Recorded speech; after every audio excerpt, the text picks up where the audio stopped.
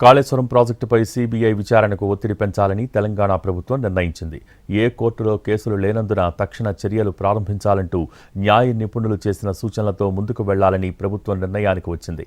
ఈ క్రమంలోనే తక్షణమే విచారణ చేపట్టాలని కోరుతూ సీబీఐకి లేఖ రాయాలని ముఖ్యమంత్రి అధికారుల్ని ఆదేశించారు. అవసరమైతే సీబీఐ డైరెక్టర్ అపాయింట్మెంట్ తీసుకుని నేరుగా కలిసి వినతిపత్రం సమర్పించాలని మంత్రులకు సూచించారు.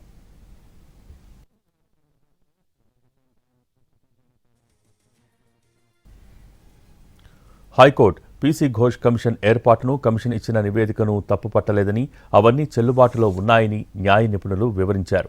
కాళేశ్వరం అంశంపై ప్రస్తుతం ఏ కోర్టులోనూ ఎలాంటి కేసు పెండింగ్లో లేదని న్యాయ నిపుణులు స్పష్టం చేశారు. అందువల్ల సీబీఐ విచారణ చేపట్టేందుకు చట్టపరమైన అడ్డంకులు లేవని అభిప్రాయపడ్డారు. కాళేశ్వరంపై ఇటీవల హైకోర్టు తీర్పు నేపథ్యంలో తదుపరి చేపట్టాల్సిన చర్యలపై ముఖ్యమంత్రి రేవంత్ రెడ్డి, నీటిపారుదల శాఖ మంత్రి ఉత్తమ్ కుమార్ రెడ్డి ఉన్నత స్థాయి సమీక్ష నిర్వహించారు. ఈ సందర్భంగా సుప్రీంకోర్టు ప్రముఖ న్యాయ నిపుణులు అభిషేక్ సింఘ్వీతో చర్చించి ప్రభుత్వం అనుసరించాల్సిన కార్యాచరణ ప్రణాళికను నిర్దేశించారు.